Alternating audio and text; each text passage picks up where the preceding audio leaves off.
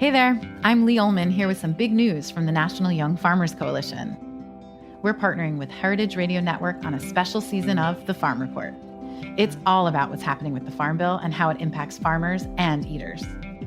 I am growing diversified vegetables on land that's been in our family for 150 years.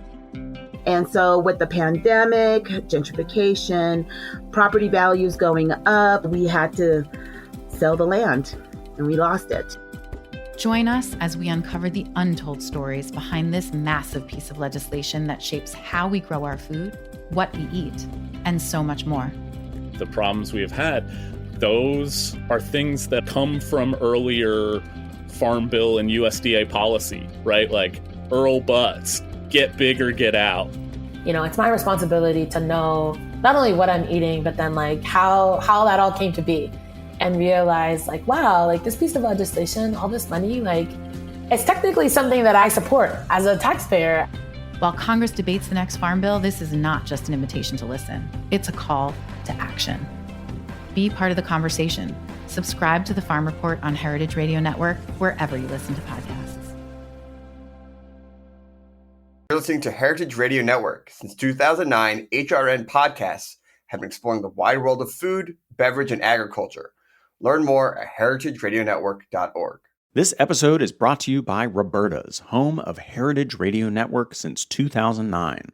Learn more about Roberta's at robertaspizza.com. We talk about food, we talk about music, with musical dudes, finger on the pulse, snacky tunes.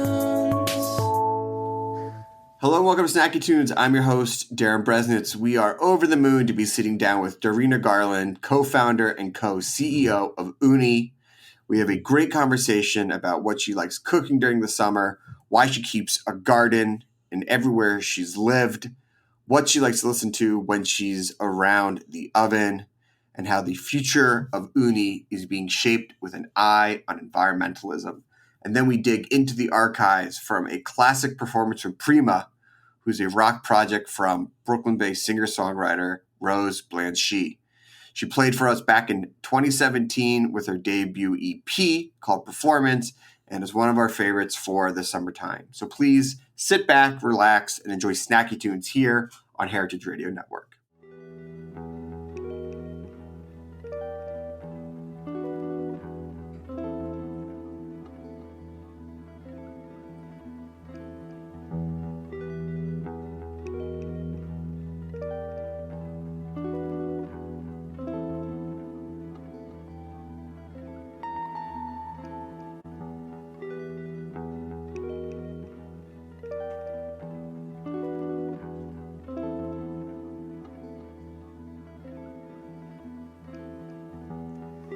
I know you got it coming, so too do you. You know you can't swing that axe without it swinging back to you. I'd like to say I wouldn't wish it upon a soul, but some of us have earned a little more cosmic judgment or whatever you call it.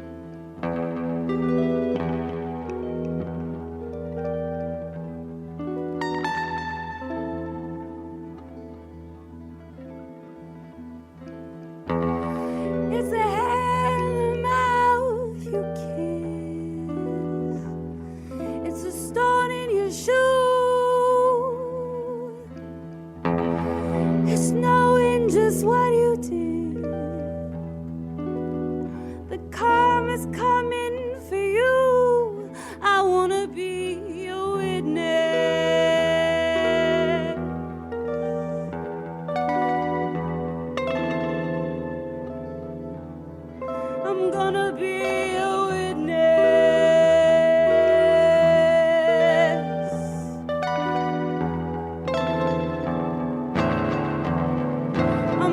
be a witness.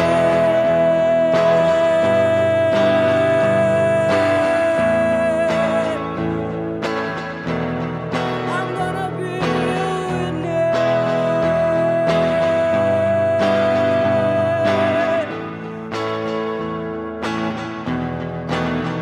I wanna blow like the wind that whips your skin. I'm gonna be a witness.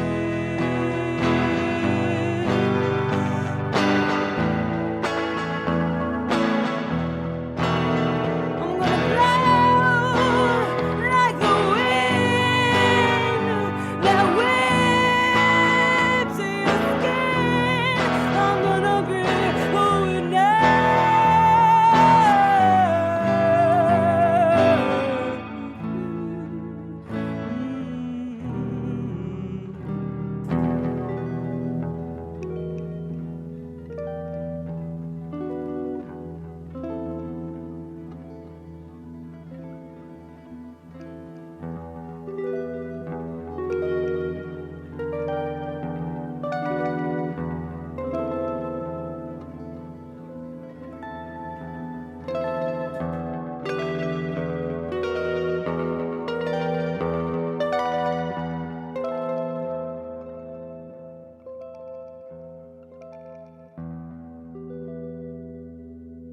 Darina, welcome to Snacky Tunes. I have to say, I think you are our first guest direct from Scotland. So thank you for adding another flag to our international chart of people. Oh, thanks for having me. That's great. Yeah, representing. Huge fan of you guys and Ooni, and thankful enough to have gotten an oven from you guys this summer and been cooking and reading all about your story, and I read the cookbook and everything. It really seems that like family and community are at the center of your business and your life. How much do those two tenets drive what you do? Oh, yeah, I guess it's really great that's come across. It's absolutely central. You're right. Prior to starting Ooni, Christian and I, my husband and I, we worked in education, and our whole kind of raison d'etre, the focus of our work was to try and bring all stakeholders together to transform learning communities. And so, often at like an education conference, you might get like the same great teacher on the stage or principal teacher, and then but no parents and no tech games companies or like NGOs or governments. So bringing people together and getting that really multi-stakeholder approach to events. We started running festivals because we wanted to have that real connection, and we could see what could change when you have a real connection. So that was like the groundwork that happened before we had Ooni, and we really learned how you can make things happen when you have a community. So when we started Ooni, it was launched on Kickstarter back in 2012, and we could instantly feel the community growing, like excited passion for pizza and for this a new category we created. So and then just having that authentic relationship with the community, built it. And it obviously, I know that this is your interest as well, but like pizza, I think, is probably the ultimate bringing people together social food.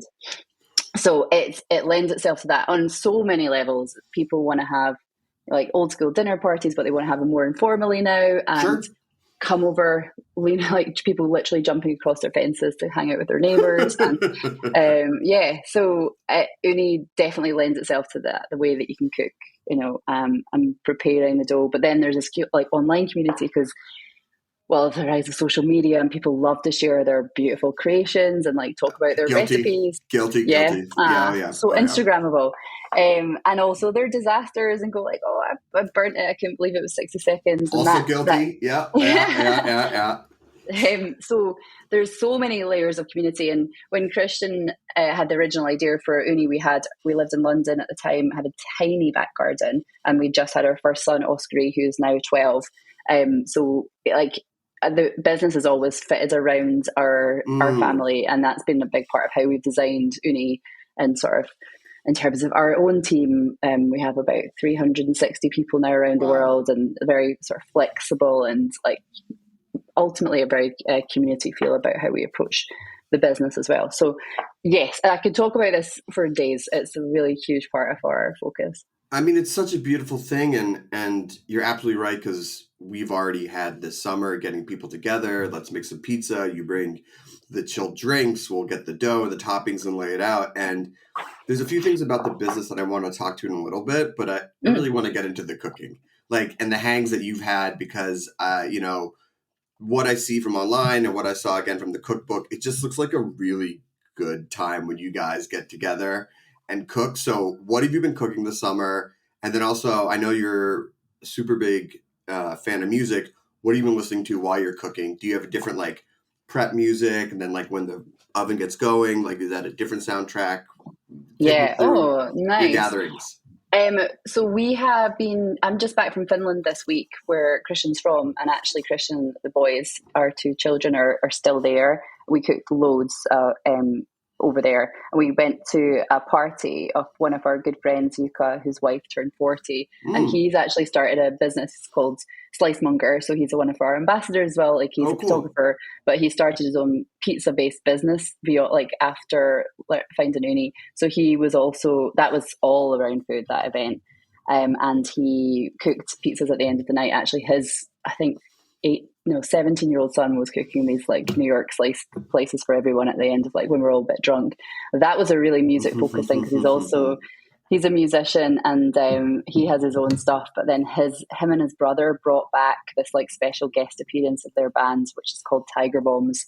They're Tampere in Finland, so really tiny random band, and they haven't played for 15 years. So that was like an awesome musical event. It was so great in this like a wooden kind of, it's called a cartano, like a wooden sort of little old house, like, and it felt like a very informal wedding, but it was Eva's 40th, so incredibly cool, you know, post-pandemic, to do those gatherings again. It was, and they're so foodie in Finland, so it was fantastic. But also, like, speaking of post-pandemic, like everyone's touching the pizza, everyone's grabbing slices, like everyone's in the mix. Yeah. Before it was like, I'll make you a pizza, you get your own pizza, you set 60 for me, and it's fine. But now it's like everyone's in, you sprinkle the sauce, maybe there's some mushrooms and things like that. You know, talking about all of your travel, like being in Finland and you're in Scotland, and I know you spent time in London. What I've also noticed with you've always had either your own garden or an access to a garden. Like there's always been this like very an organic, and excuse the pun, but like access to different ingredients and things like that. And I know it changes from wherever you are, because, you know, the terroir changes and things like that. But what has been the importance to you? How much that inspired these gatherings and the business as well, is like knowing that you always had a little garden, or sometimes a bigger garden, wherever you are in the world? Yeah, we have a really amazing garden here in Edinburgh now, which is mainly fruit. There's grapes and loads of plums now. We're trying to protect our dog, who gained a lot of weight last year, just like eating the Victoria plums as they fell from the tree. It's funny you say that, because we showed last year we had a big celebration for Ooni turning 10. It was 10 years since we launched the Kickstarter. Oh, thank you. And we brought the entire team for all over the world. So, you know, we've got a team in the Philippines and Australia, and like I met a lot in America and Germany and loads of places. So the whole team together. And we showed some video footage of our first ever Ooni that we made, and it was so basic and like Frankenstein-esque, and the pizza looked honestly so crap, but we were so excited because it worked. But the reason I'm telling you this was because our garden, it was like a crack den. It was so dodgy, and we were joking about how bad it was. It was a tiny sort of back garden that like we rented that house, we got it like that, and we did turn it around a little bit. But the team, we were joking on stage when we presented this, and they were like, no, it really does look like that. It's not that wholesome. But then, now it's seasonality in terms of when we're in Finland. Christian's mum, she has a massive garden. They've got a lake at the bottom of her garden, and forests everywhere. There's a lot of wild mushrooms and foraging, and it's really wholesome. They're literally fishing from the lake to, you know, get fish for the pizzas, or just to roast up on cast iron. And then she has like an allotment garden. So yeah, a lot of courgette flowers, obviously basil and herbs. So yeah, that is my ultimate, where you can just take things straight from the garden and then cook them up really fast. Yeah. Hot oven. Dreamy. With the heat here, our garden's touch and go, but whenever like the rosemary or something like that is blossoming, I'm always like, oh, I'll add that to the sauce. I feel my little green thumb. I'm obsessed with rosemary. It's so funny that you said rosemary, because when we got this house, it's a lovely house. It's from 1711 it was built, so very old, loads of history. And then we got here, and my youngest boy, who was about 7 at the time, went, oh, thank God there's a rosemary bush. I was like, that's the most middle class thing you could have said. I was like, Yes, I've taught you well. Speaking of the kids and even knowing what a rosemary bush is, are they in the kitchen with you now? Are they cooking? Have they been like, Mom, I'll work the oven. Yeah. Dad, I got this. Like, have they started rolling your eyes and you're like, I invented this oven. I invented this oven. How much are they rolling up their sleeves and getting in the mix? Yeah, no, they really love it. And they made, a couple of years ago, they made a little video called Little Pizzaiolos. They're like, I don't know, most children, they want to have their own YouTube channel. I'm like, no, you're not having that. No. Yeah. No, not yet. It's not a brutal world. But they've always made pizzas, and they're kind of waiting till they can have their turn and stretch the dough. And absolutely, they absolutely love it. You were saying about music though, and one of the things to your point about how everyone's back in interacting and not worried about COVID. I remember during the pandemic thinking, will we ever go to a pub again, and like, what will it be like? And then instantly we went to South by Southwest, and I was like crammed in a venue. It was so beautiful. And it was just completely back. That week was amazing. I saw like Ezra Furman there for the first time. That was one of my favorite songs, like playing I Love You So Bad. And then the same week it was Dolly Parton's first ever South by Southwest, and we were literally at the front of that. And then we went to Willie Nelson's ranch. So those are Willie Nelson and Dolly Parton are probably my absolute favorite artists ever. So we saw them both like in consecutive days. So they play quite a lot in the house. And then other stuff that we've been listening to this summer, for whatever reason, maybe it's just the people catching up with their concerts, the live dates that didn't happen. Oh yeah.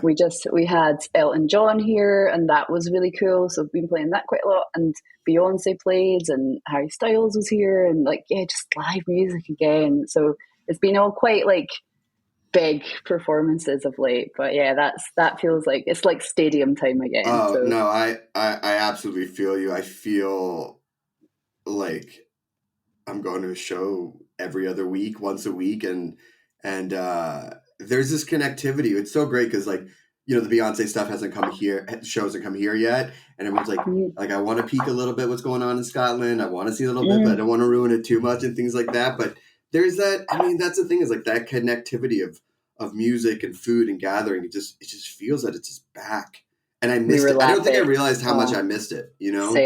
Same, and it's all at once now. We're like, I was like, why are all these people here? And it was Bruce Springsteen was playing. I didn't go to that, but I was like, I kind of wish I did book that. But the Beyonce was funny. The only thing that made me laugh about that was she was doing her like amazing wind machine effect. Her hair was amazing. She was like, this is the first rain I've ever had. And then she was playing Edinburgh out in the open. And she's like, this is the first rain on tour. It's so refreshing. We were like, oh, for you. She still looked great. She still looked great. You're like, you can take the rain. We get enough. All right, let's take a quick musical break. And then when I come back, I want to talk about some of the company side, the business side, and how environmentalism has been playing a big part in looking forward. We have a song from the archives here on Snacky Tunes on Heritage Radio Network. 1,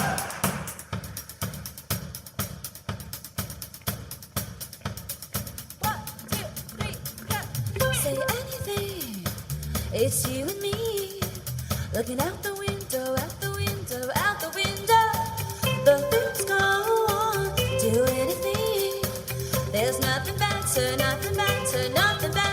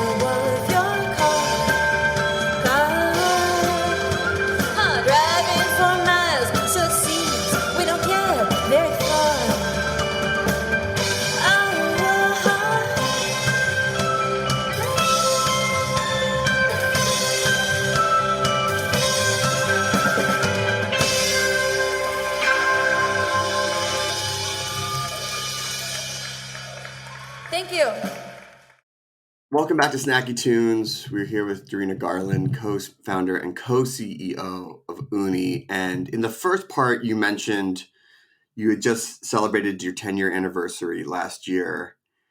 And congratulations, but also being a small business, being any business these days that lasts and succeeds and grows in 10 years is an accolade unto itself.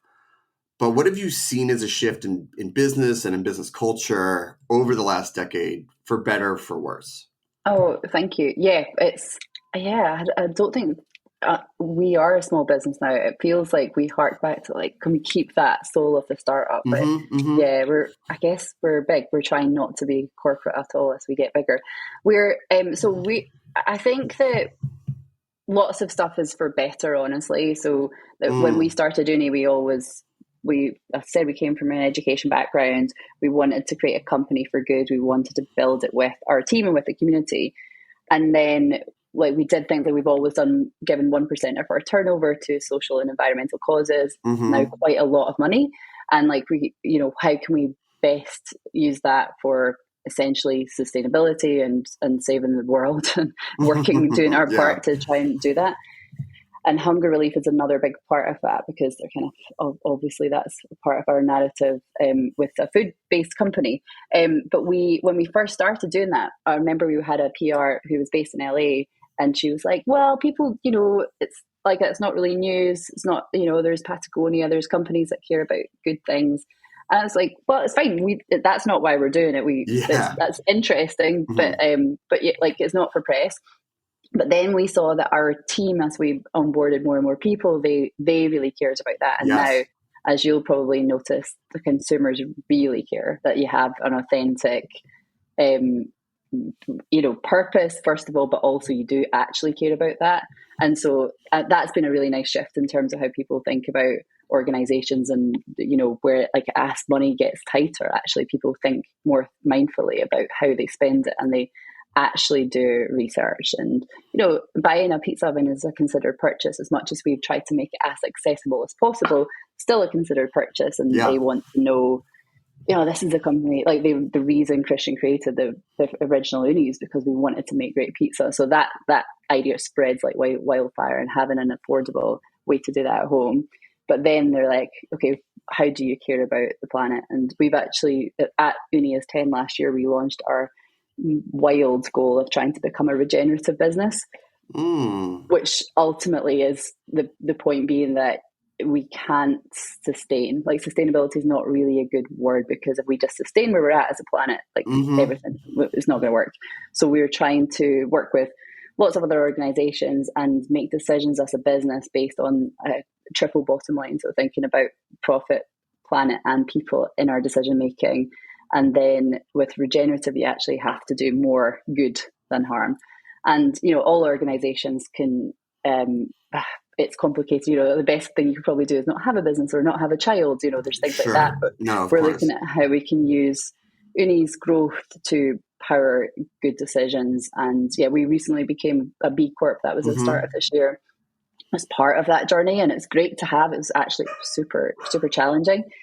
But then what can we do more, and how can we be a leader in the regenerative world? And and like part of that, you talked about community right at the beginning, like we need the community to help. We need our team to help and be thoughtful about decisions, but also it's such a new world. So we're doing things like a lot of carbon removal rather than just carbon offsets. We're doing a lot of that.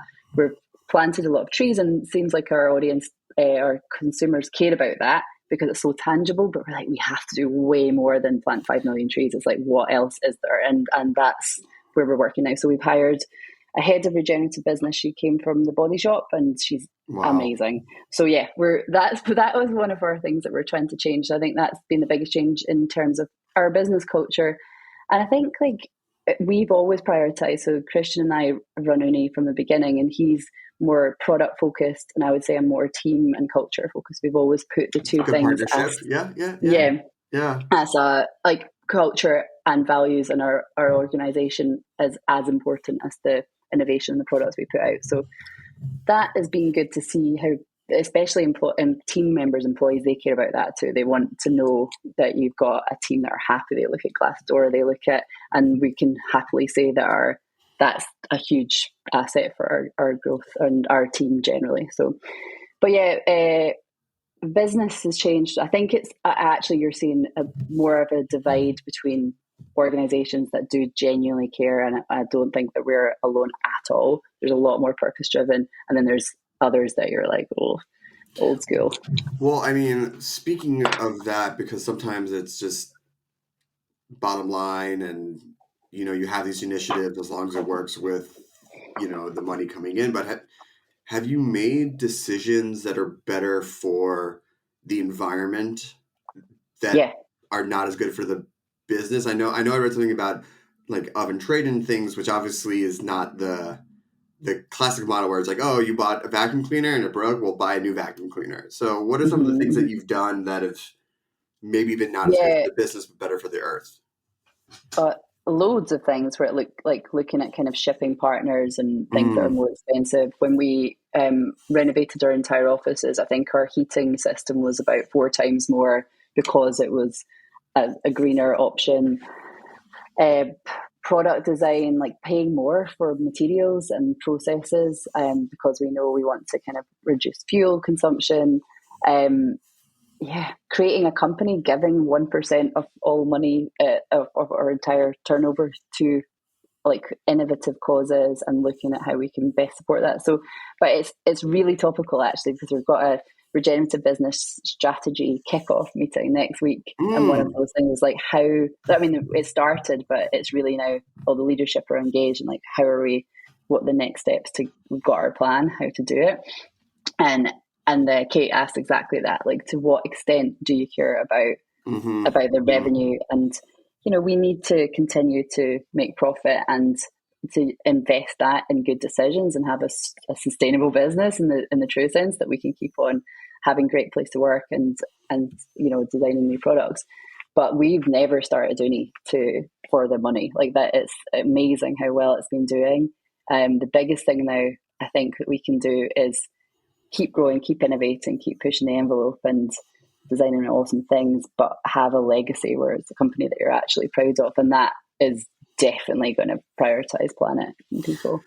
I mean, going back to what we talked about earlier about, you having a garden, you having these children, you having this community, on a personal level, I have to imagine that if you could have a business that could also be good for the earth, it aligns with what you want just as a person and as a mom and as a friend. We were saying that, and I think I might ask her to do it, Kate's presentation to our exec team and to our leadership team generally. It's kind of the stuff that if you see what is happening, it like once you can't not care. Like, oh yes, we have children, and I think like fundamentally, I know you do too. You're like, you think about it from their eyes. But like you say, I honestly defy most people, any people, to look at this stuff and not care. I think it's so broken, like using the Earth's resources so much earlier and earlier. And as we chatted about before we started recording, the temperature in Europe just now, it's real.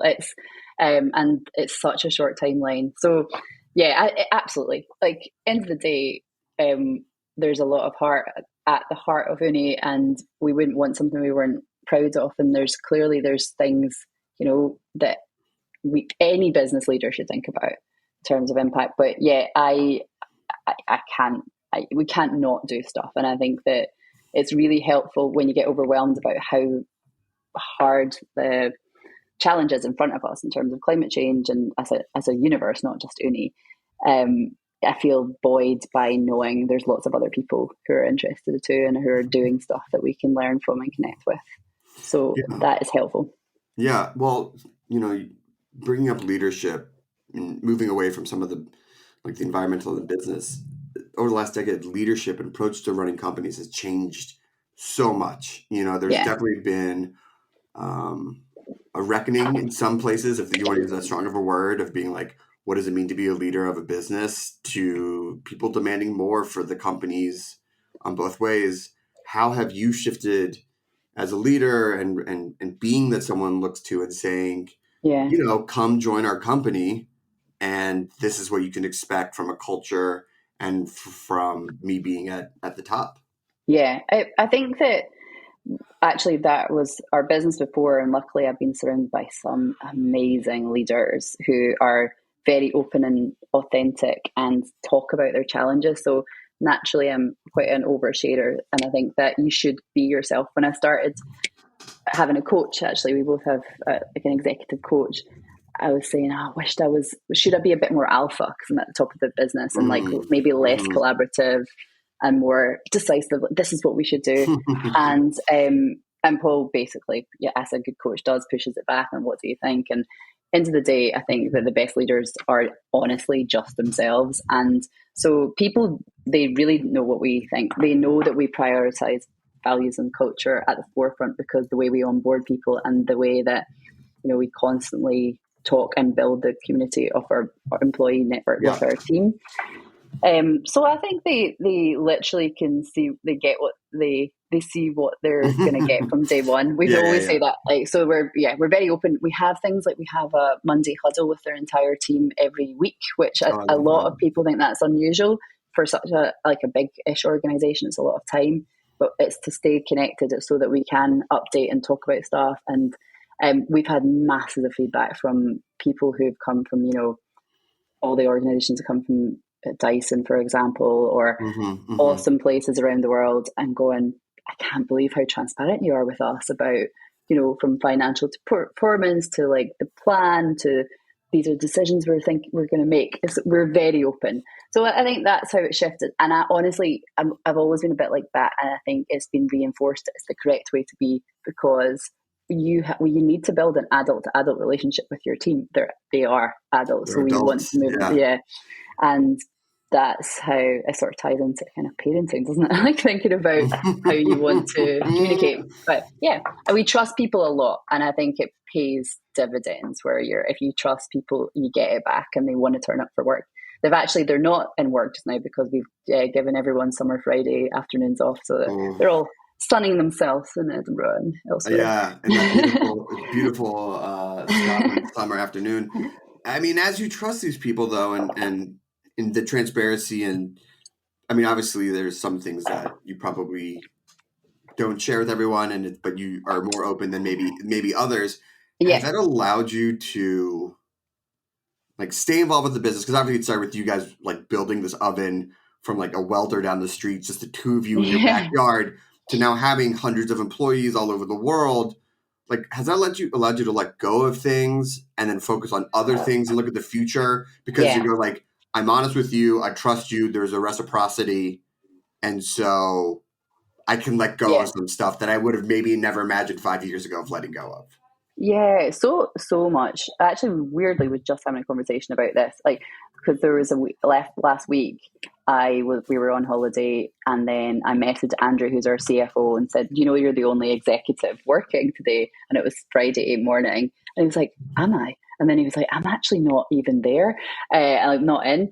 He was having lunch with his wife, who just was about to give birth, and she did now. So yeah, and we were like, "Oh, it's cool. Like, we have a brilliant team." So like I said, I'm incredibly trusting. I think it is a good lesson to learn early as a leader that obviously people are going to do things differently from how you do, but as long as you've got really kind of clear narrative in terms of the big stuff and the values and your vision and your mission and like how you do things, that you have to trust. And also, one of the things, like, we've never done it before. Like, I think that the humbleness of genuine humbleness of going, okay, so we've never run a $200 million or pound plus company before, but here we are, and we think these things work. And and a lot, what happened during the pandemic, actually, we did quite a big hiring spree during those years, and we brought in people who really had that expertise, like middle level people and some really senior people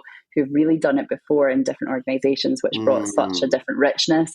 So yeah, like, and you know, you might disagree, but then I think it's really rare that we disagree, and if we do, then one thing I've learned is, like, you can be consultative in terms of like hearing what people's point of view, and as long as you communicate why you've made a decision, that works if there's any disagreement. But Yeah, we definitely have a strong team, and then they know that. I mean, people. Have you read Dan Pink's book Drive about what motivates people?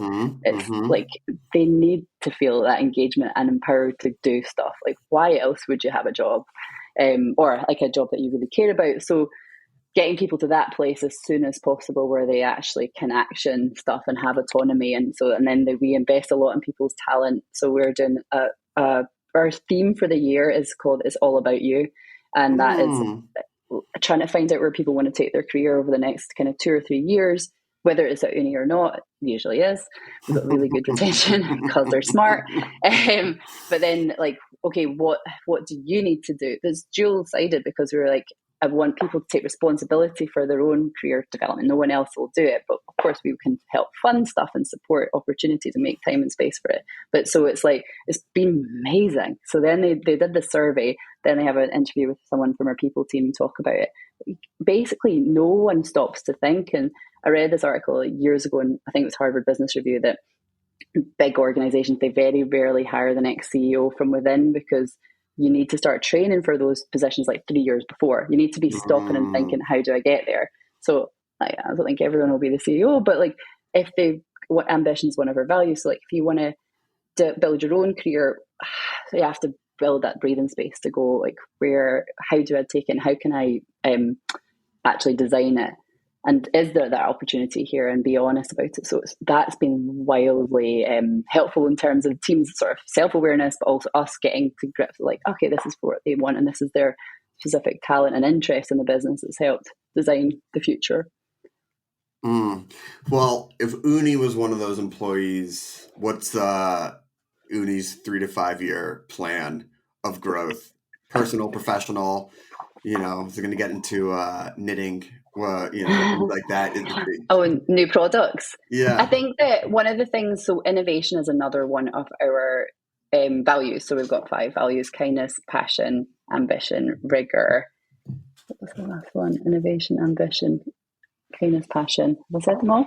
So innovation is clearly, the category was created, an idea that didn't exist: how to make better pizza in your home oven, how to make it affordable. The idea launched. So it's part of our DNA, but making sure that we are not completely tied into like one strategy. So actually, only yesterday we were talking about making sure there's that perimeter for beyond and what else there is. Like so I don't want to say too much, but I think that making sure that is a hugely important part of our brand thinking, that a team knows that. So, like years ago, I remember an accountant that we worked with was like, we could just keep releasing this product. It's freaking money spinner, like Ooni 2 or whatever. And that made sense on a kind of like, what's the word? Keep tweaking it and like incremental changes. But that's never how we've tried to operate. In fact, we launched often like a tech company, trying to keep on pushing the envelope. So making sure that happens. And one of the things that I do feel that has happened a little bit is that as we've got a bit bigger, things have got slower and clunkier. So and like years ago, someone said, as you go from 50 to 100 people, you'll lose your culture. And I was like, oh, that's interesting. Okay, so we're going to prioritize it so we don't, and work on that and talk to people about it and make sure that it's at the forefront. And it's a bit like, now, I don't think as you become a bigger organization, you need to lose that startup joy and passion and agility. Yeah. So bringing that back and going, just because we have 50 odd people in that department doesn't mean we can't have fluidity and quick ideas, and what actually works is often quite a simple and low budget thing. That's a Scottish thing coming in there, but Christian and I both trained in photography, so we have a high standard of what is put out, but it also doesn't have to be cinema level. Yeah. So I think that the future of Ooni will be definitely focusing on regenerative business, definitely leaning into innovation, making sure that we keep as much agility and empower the team and invest in the team. We probably won't be hiring as many people at the rate that we've been hiring of late, which is actually quite exciting because it means that we can go, okay, we've got we got the team. We got the team. Yeah, because that's a full-time job in itself, Oh my gosh. And so that, I think, very, very excited about it. And, the ambition of just the regenerative business thing is absolutely huge and exciting and exhilarating, but also a wee bit daunting. And then so thinking about the fuels for our products in the future, that is important. We've just released our first electric product, electric oven, the Ooni Volt, which is really, really exciting. And awesome. What's next? Awesome. Well, listen, congratulations. I'm so excited that we got a chance to talk and sit down. Thank you. I also wanted to say that part of the cookbook that I loved was that it felt like very much like a photo album. Like on from a summer holiday, or well, I mean, it was all seasons, but it was like, I was like, oh, this is so nice to spend time with the family. So it was so nice to sit down and spend time with you. Oh, thank you. We need to do a new one. Yeah. Well, we shot that with our photographer friends, and we definitely want it to be like a beautiful coffee book as well. It's like through the story. Thank you so much for reading it and for the time. I want to see your pizza pictures. I'll send it to you. I'll send it over to Jacqueline. I'll text it to her. I have like my first one came out really good, and then I got cocky and like overloaded the second one and did a impromptu calzone, which was like still tasty but not pretty. Yeah, emergency calzone is the way forward. Yeah. Well, people want to follow along, see what you're up to with your regenerative business model, or just order an oven, or get a pizza peel, or the doughs are pretty good too. The pre-mixed stuff is great. Yeah, as well. And frozen dough and lots of accessories. Yeah, it's all on Ooni.com, so ooni.com. And then that's our social handle is UniHQ. And then Threads now. Threads is a thing. Oh, yeah, Threads. We've got Instagram. So and YouTube. So everything is ooni.com. Yes, and I will say I've used the YouTube videos to help me on my journey. Well, big thank you to Jacqueline and the whole team for helping set this up. We have another live song from the archives and then a live performance here on Snacky Tunes on Heritage Radio Network.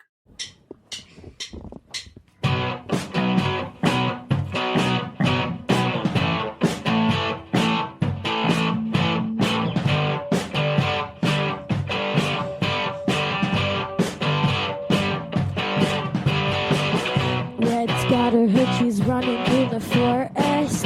Run faster, she's got a lot for us. She can't go home too quick.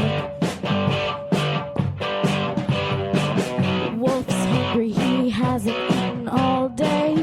Follow her, she's getting away. She knows she's got no time to waste.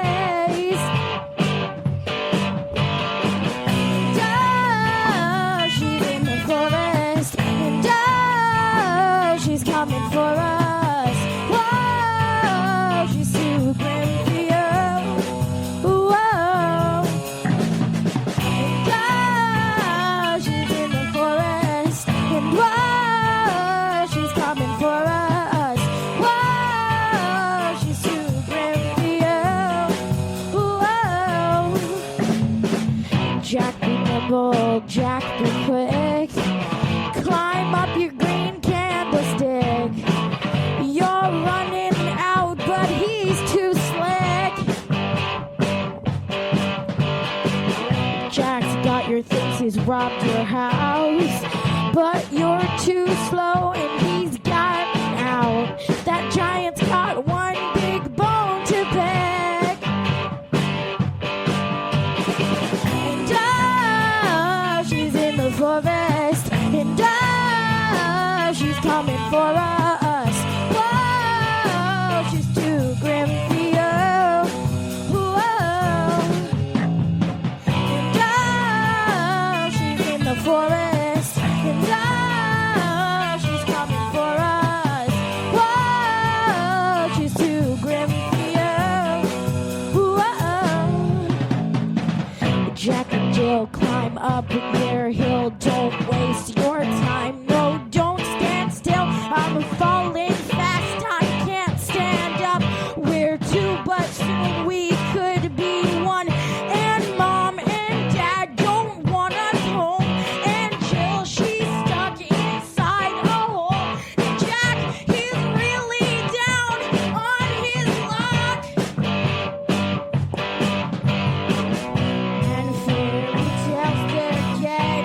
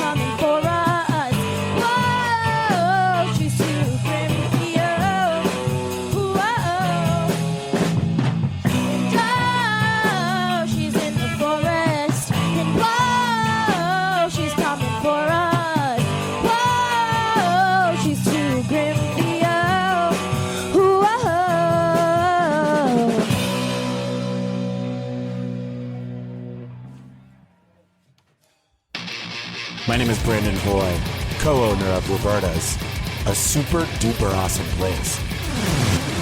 Roberta's is a very, very, very, very proud sponsor of the Heritage Radio Network. We're also super awesome. Thank you, Heritage. Welcome back to Snacky Tunes. Rose.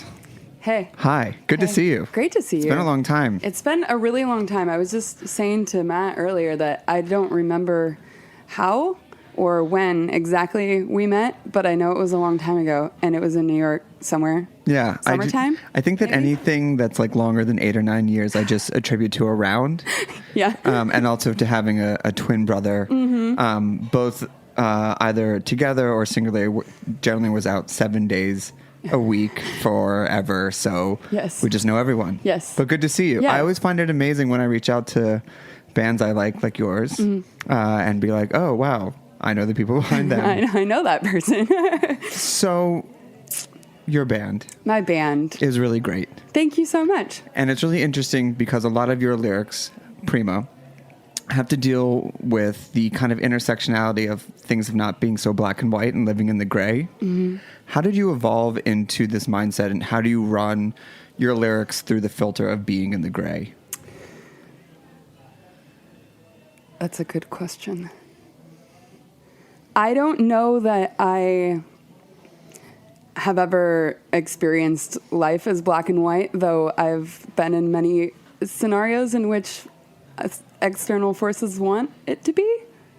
And so I think there's like a constant narration that's happening in my head to just try to figure out how to live it, and how to try to walk those lines. And then the result is a lot of the lyrics come from a stream of consciousness place that I then have to go edit many, many, many, many times.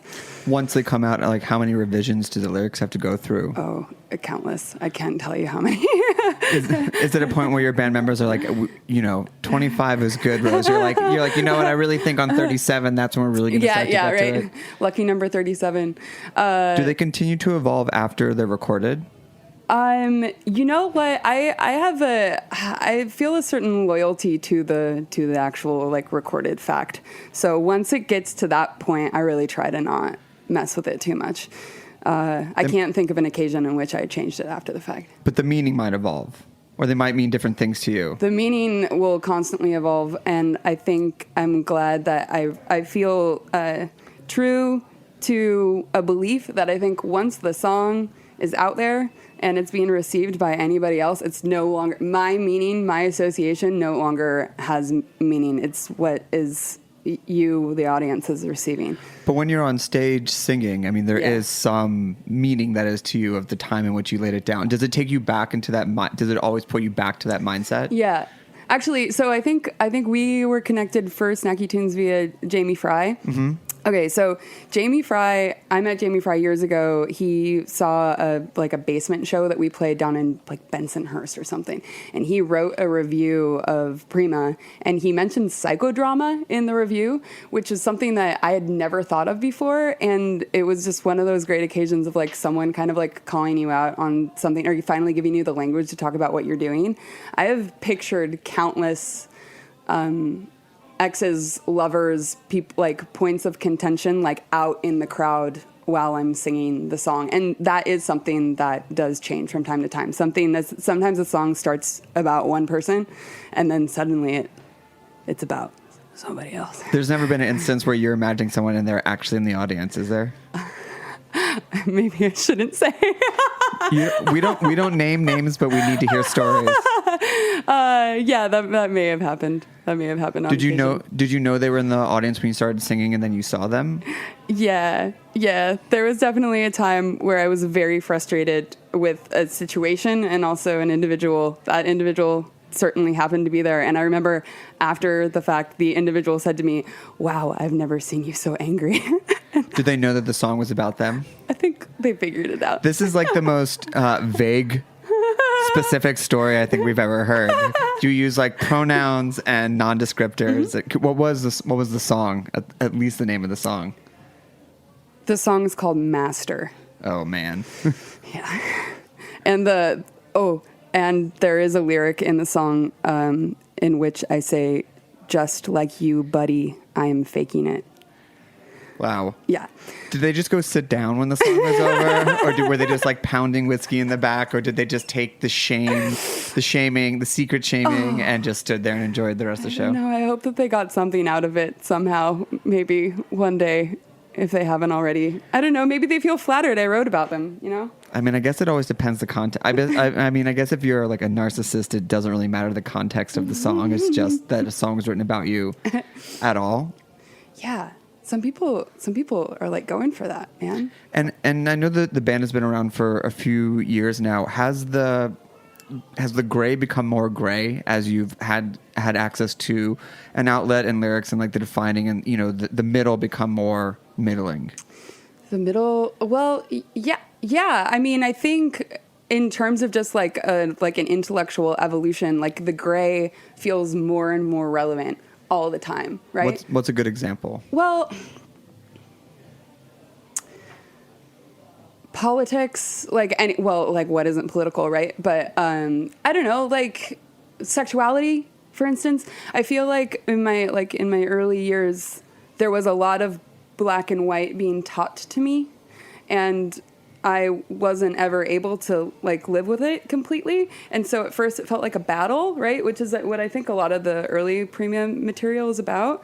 And now it's just like, okay, well, like sexuality, gender, I don't, like even like how you like live your life financially, how you have integrity. I don't know. As I get older and as I grow, it just seems like like black and white almost seems like fallacy. Like it doesn't. Like yeah, I mean, illusion. it just seems like something that's written down on paper. Yeah. I mean, I struggle with the black and white, and it's never all or nothing. Yeah. Even though you sometimes feel that it is, it never is. Yeah. Yeah. I mean, I think it can be really useful in certain periods and certain moments. It's like you're detaining children at the border. That's fucking wrong. Yeah, that's very clear. That's pretty black and white. That's very clear. Yeah, and so like there is utility, but I find that a lot of times, especially in terms of like personal life and inner life, it's great. And a lot of your lyrics also do with feminine energy and the explosion of it. And I'm curious about living in the middle of like what it means to be a feminist today and how that influences your work and how that impacts the stage performance and what you say. Yeah. I mean, I feel like I'm a self-proclaimed like survivor of internalized misogyny. You know, like I absorb so much self-hate, and that is still something that I expect to like kind of grapple with my whole life. And I do recognize that comes from like multitude of outside sources that I have been permeating and growing, shifting for years and years. Yeah, I don't know. It's almost like I feel like the music that I'm creating is just like an ongoing inner monologue of coming up against these things and figuring out how I feel about them. So, and I am a woman. I identify as a woman, she, her. Yeah, that's me. So like it's through my lens, and I'm a lady. So, yeah, I don't know. I can't imagine it otherwise. I don't think I've ever written a song from the perspective of a man. Mm.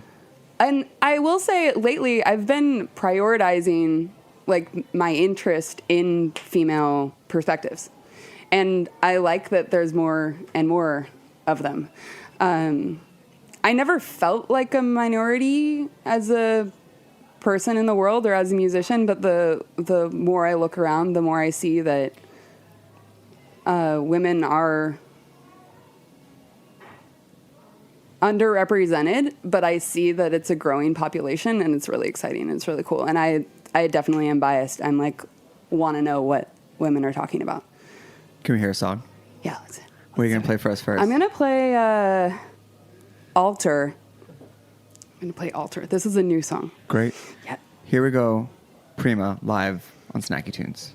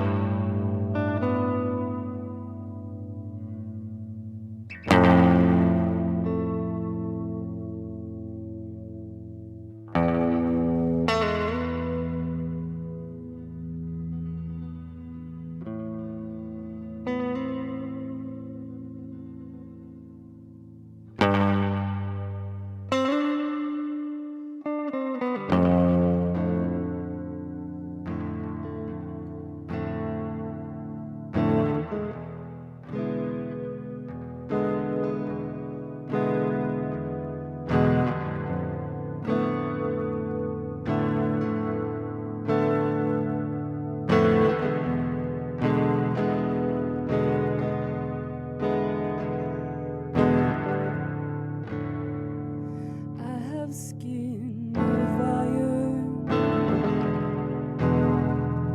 I have blood of stone.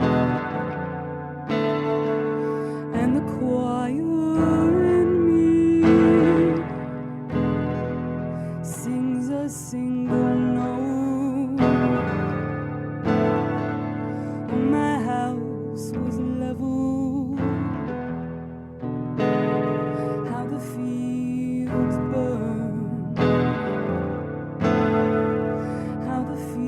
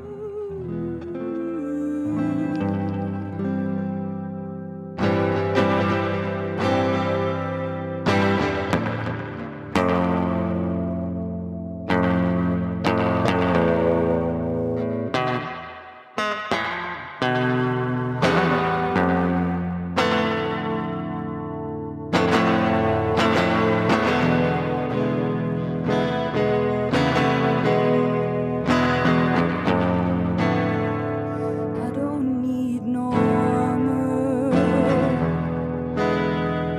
I don't want no sword. Just let me raise an altar to the one I adore, and it keeps repeating. Final love, your silhouette receding.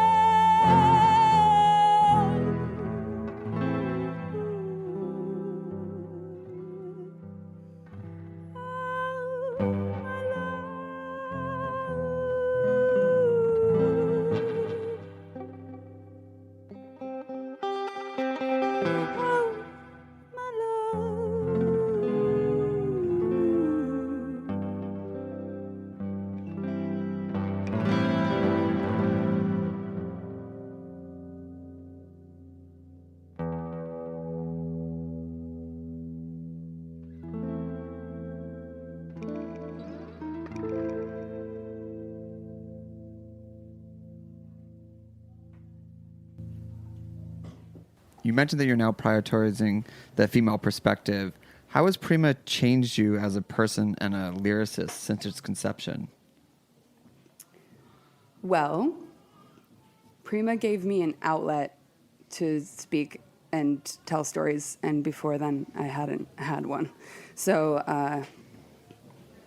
yeah, it's I feel like it's made me a better person to have a creative outlet. There's a place that I can go to put uncomfortable feelings, vulnerability, anger, passion, things that don't necessarily always belong in certain circumstances. So yeah, I mean, not to like make a case for music as therapy, but like it definitely has, it's brought a lot of people into my life. It's made a better life for me. Where was it before Prima? Before Prima, it was a tangle of trying to figure out how to meet other people's expectations and win approval of other folks. This was the first time I created a space for me. And how would Prima, it's just you today, but there's 2 other band members. Yeah. How have they influenced it, and how have their perspectives kind of helped shaped the outlet and the output of the work? Well, I've been super, super blessed to work with a bunch of different musicians in the context of this project. And so, like, every person along the way has, like, shifted my gaze radically, whether it was Butch Maragoni, who was the first drummer I ever played with, who was just, like, such an intense physical creature that, like, I went from having these, like, little, like, do-do-do songs to just being like, oh my God, I can roar physically in every way through these instruments and through my voice. And he elevated me to a whole other space, right? I feel like we all need someone to teach us how to roar. Yeah. Or give us permission, like a good balance where someone's just like, you can roar. Right? You got this. And you're like, oh my God, I can be so much louder. Yeah. Oh, yeah. Isn't there like a form of therapy, like primal scream therapy or something? Sure. If there isn't, then it's been done. Yeah. Or that like very bad scene from Garden State where they just scream into the void. I mean, have you ever screamed into the void? I don't know if I can ever consciously say that I've screamed into the void unless it's been just like I've lost my keys at the end of a drunk night, but that's not the same. Have you screamed into the void? I've screamed a whole bunch. Yeah. Oh, yeah. I mean, yeah. I remember once this can I curse on this show? This motherfucking city was getting me so, like, out of my mind one winter. I was, like, so cooped up and crazy feeling. Remember, it was, like, there was snow all over the ground. It was Prima, no outlet. Yeah, exactly. Yeah. This is what I had to do before Prima. Put on my running shoes in the snow, ran over the Williamsburg Bridge, yelling the whole time. Like, there wasn't, like, I got to the top and I stopped and I screamed Garden State style. I was just running and screaming. Yeah. And like no one, and everyone's like, yeah, that makes sense. Yeah. Well, no, it does. Doesn't it make sense? It does. I mean, I can imagine that like 9 people be like, what the fuck? And one person be like, I want to date that girl. I want her in my life. Yep. I saw this woman running on the bridge screaming and I must find her. Wait, shit, man. Maybe I should do it again and see if it attracts a lover. Loves running, screaming on the bridge. Yes. Not at the apex the entire time.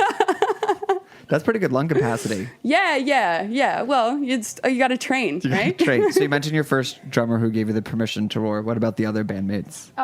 So I worked for a period of time with a guitarist named Jessica Ackerley, who like exposed me to a world of jazz guitar and just like more experimental, more daring guitar playing, and that really like opened my eyes to the possibilities of the guitar rather than just like power chords, like building a song but not thinking about the actual notes being played.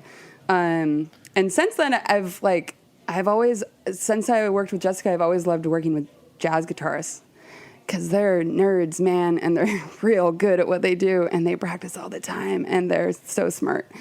So I've played with a guy named Frank Rathbone, who has a band called Sick Tick. Right now I'm playing with this woman, Katie Bonastoni, who is a beast, and she's amazing. So yeah, I mean, I guess that's the other wonderful thing about being a songwriter is you get to like keep on collaborating with the coolest people, and then they become part of, family. Can we hear another song?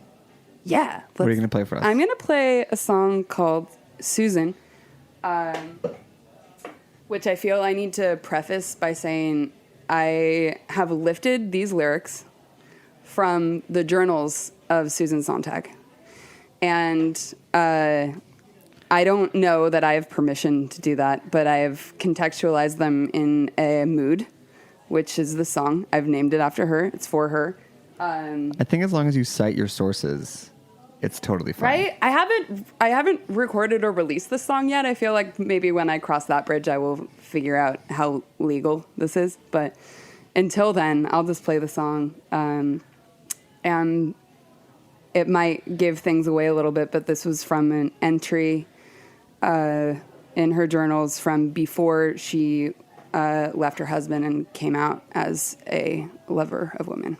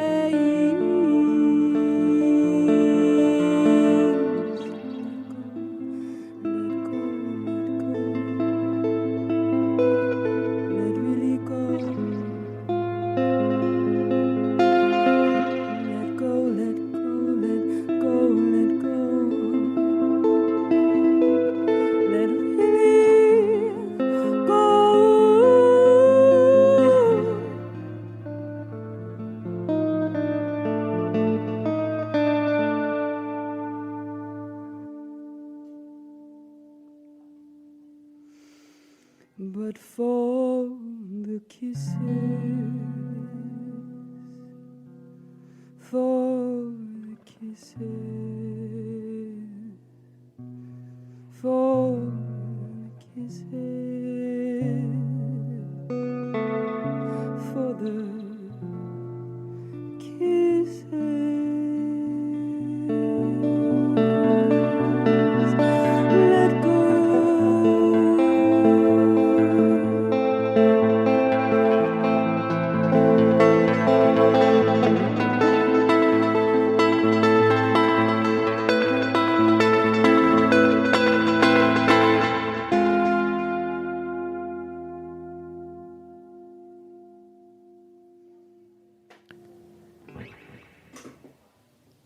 You have some new events coming up Yeah.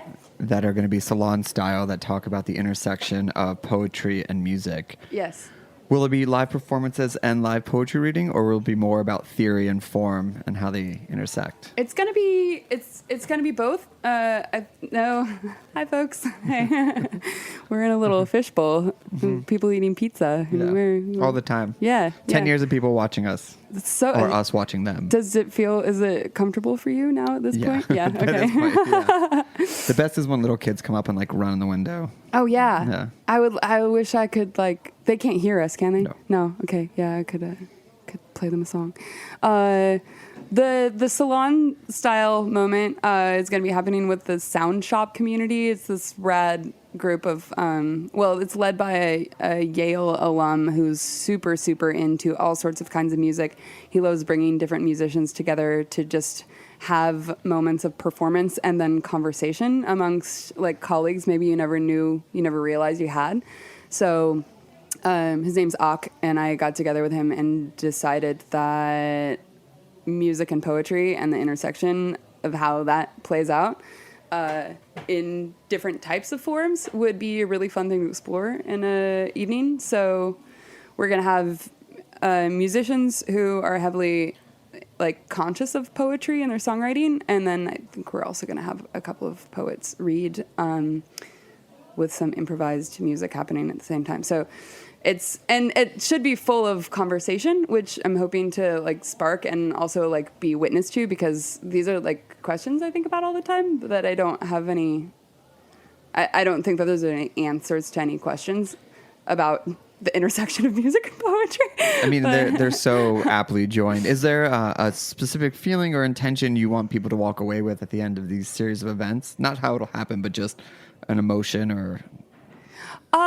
I'm hoping that in this moment, I can create a moment for people where they feel like there might be some like brethren around, like, oh, here are some more nerds who are interested in like the same things that I am, because I feel a lot of times when I'm in the like DIY rock community, Brooklyn music community, I find myself surrounded by people that I see as like really talented musicians and musicians and people who have been studying music their whole life, playing music their whole life. And I came to music through a more circuitous route of studying writing first. So I feel like sometimes I'm a writer's musician and sometimes I'm feeling like lonely. I'm like, where are my people? So maybe it's just a self-serving opportunity for me to try to make some friends. I don't know. But I feel like anytime I meet someone, a songwriter, like Katie, for instance, who's playing guitar in Prima right now, she has her own project called Katie the King, and she's hyper involved in a poetic process. And meeting her and hearing her work was just so heartwarming to me. I'm like, oh, there's someone else who is thinking about this stuff. So weird to feel alone in the city. I mean, when are you not feeling alone in the city? There are times. Really? Yeah. Oh man. Yeah. I guess. How do you not feel alone? What makes you feel less alone? Well, the people in your life. Yeah. And also I think just finding community, like I guess existing a part of like heritage or the work that I do or just friendship. Yeah. I feel like when you move here, it's very lonely. I think like the city is isolating in the day to day. Yeah. But I think that there are more connections here than I would say in other cities that I've been to. Well, right. And I know that your brother moved to LA. Mm-hmm. This criticism of New York that you're raising is exactly the criticism that I hear of LA all the time. Like, it's one of the most alienating, lonely places unless you have folks who can like pull you into the fold, right? Is like, how's he doing out there? He's great. He just had he and his wife, she did a lot of the work. she did most of the work.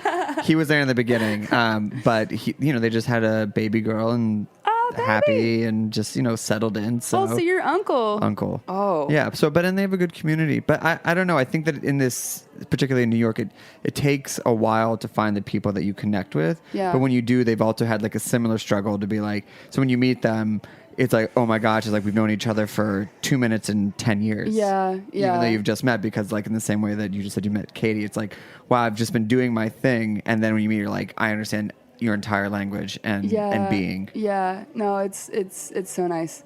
The city is so beautiful and it's so full of so many people. And I think a lot of times it's also like, it's intense and it's exhausting and you might feel the need to like protect yourself. But whenever you do go out and branch out, we're a city of misfits. So many people have fled here from so many other places. So many people grew up here and are like sticking it out here. It's just, there's so many people here. There's so many people to befriend and get along with and do things with. And just, I don't know. I'm such a hermit. I want to be at home, like reading books and writing songs. And if I do too much of that, I'll go nuts.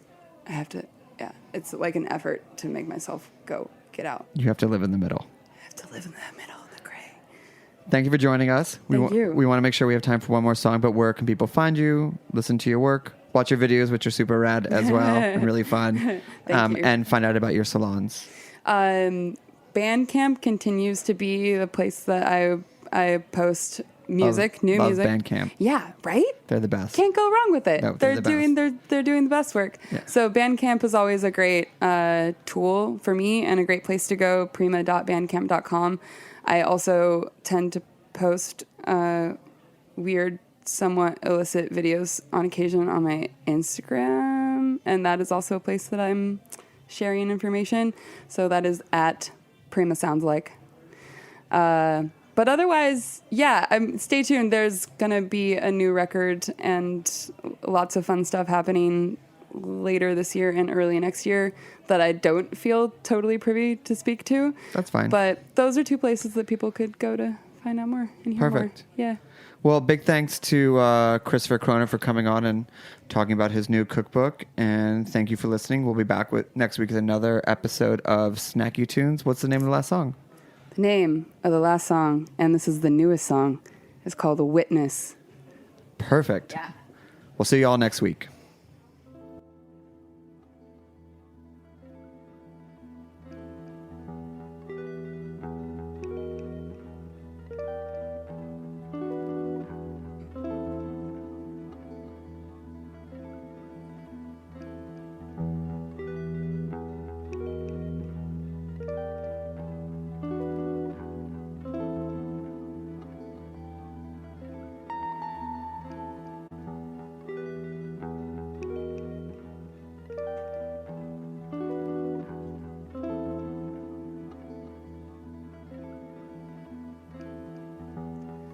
I know you got it coming, so too do you. You know you can't swing that axe without it swinging back to you. I'd like to say I wouldn't wish it upon a soul, but some of us have earned a little more cosmic judgment or whatever you call it.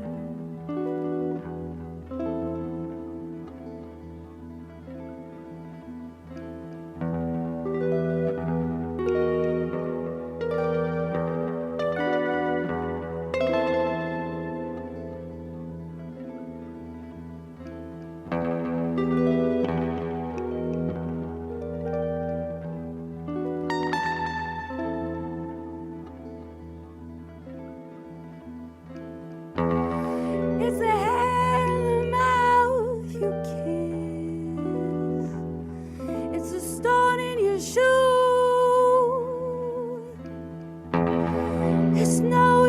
just what you did. The karma's coming for you.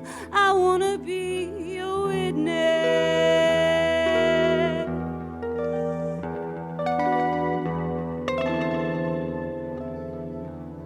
I'm gonna be a witness.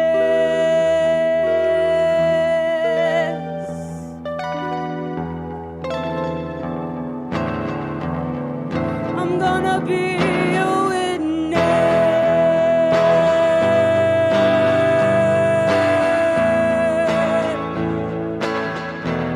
I'm gonna be a witness.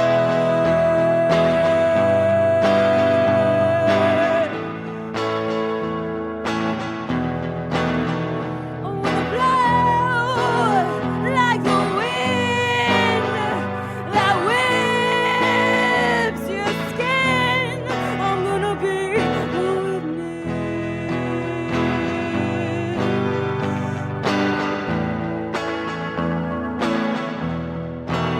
I'm gonna blow like the wind that whips your skin. I'm gonna be a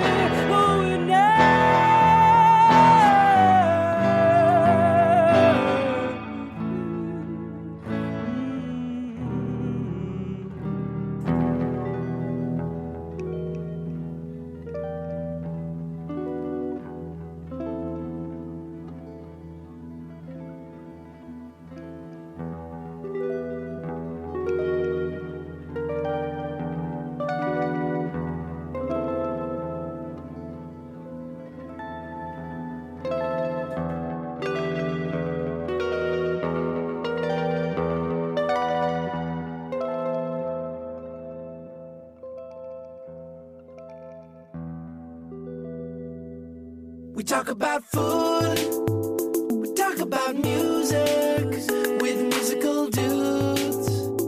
Finger on the pulse, snacky tunes.